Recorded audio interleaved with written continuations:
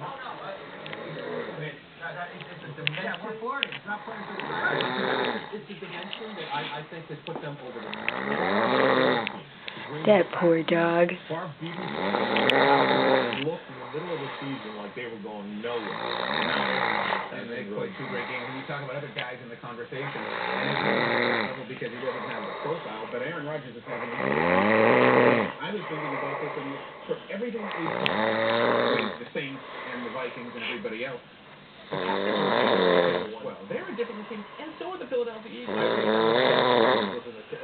And all the three teams in the NFC East. I think they're on the move. That's up. They're the to me, and be the surprise. From the NFC in the Super Bowl, I don't think the Packers are going to the Eagles, but I do think that it's conceivable that the Packers. I will say this, okay? I believe the Packers will win the Super Bowl with Aaron Rodgers as quarterback. Probably not this year. And it's why in the whole Johnson did the right thing. Yeah, by the way, the last 2 years.